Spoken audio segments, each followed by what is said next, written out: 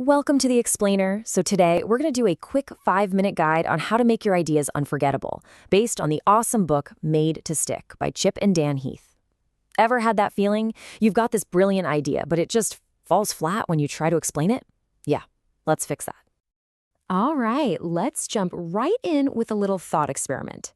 This one really shows the problem we all run into when we're trying to communicate something important. So you pick a song that literally everyone knows. I'm talking Happy Birthday. You start tapping out the rhythm on a table. Now in your head, the melody is just perfect, right? You can hear the whole thing. It feels so obvious. So when researchers actually did this at Stanford back in 1990, the people doing the tapping, they were super confident. They figured, hey, at least half the people listening are going to get this, no problem. It just seemed impossible to miss. But the real result was, wow, just staggering. Get this, only 1 person out of 40 could actually name the song. That's a success rate of what, 2.5%? It's crazy. So what on earth is going on here? Okay, so that huge gap between what we think we're saying and what people are actually hearing, well, it all comes down to this really powerful psychological idea. Psychologists call this the curse of knowledge. See, for the person tapping, that song is playing perfectly in their head. But for everyone else, it's just random, disconnected taps. We totally forget that the audience doesn't have that melody playing in their head too. And this curse, it pops up everywhere in our daily lives. It's why our so-called simple instructions just confuse people, and why our fascinating presentations totally bomb. We think we're conducting this beautiful symphony, but all they hear are taps. So, the big question is, how do we break this curse, right? How do we make sure our audience actually hears the music? Well, the first trick is to create a little mystery.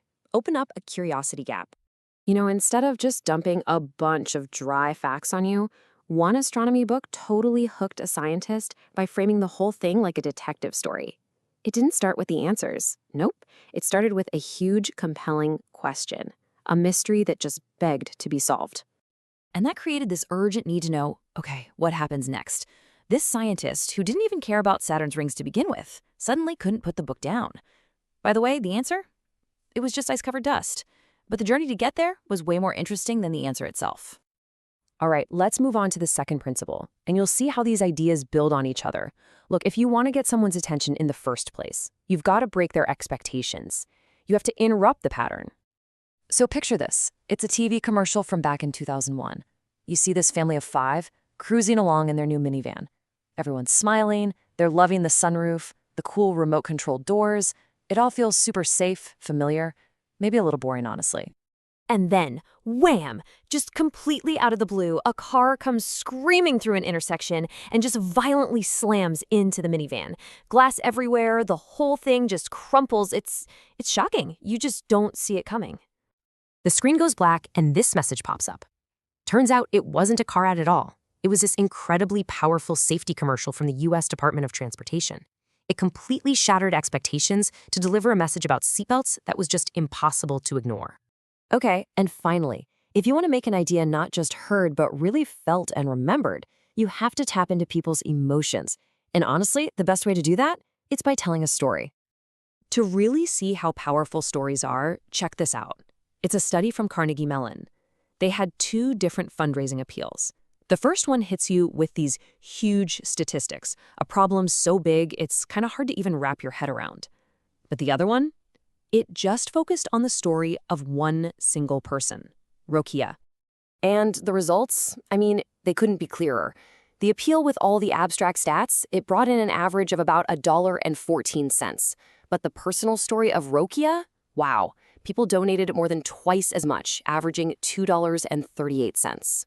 You see, a story isn't just a bunch of data. It's like a flight simulator for your mind.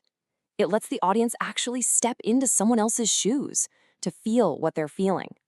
We felt for Rokia, and that feeling is what made us act, not the big abstract numbers. So, let's bring it all home. To beat that curse of knowledge, to make sure your amazing symphony isn't just heard as a bunch of random taps, what's the big takeaway from all this? It really boils down to these 3 powerful moves. First, create a mystery to make your audience wonder what's next. Second, do something unexpected to really grab their attention. And third, Tell a personal story to make them actually care, to make them feel something. And that's our explainer. So we'll leave you with one last thing to think about. What's one important idea you need to get across this week? How can you use one of these principles to turn your taps into an unforgettable symphony?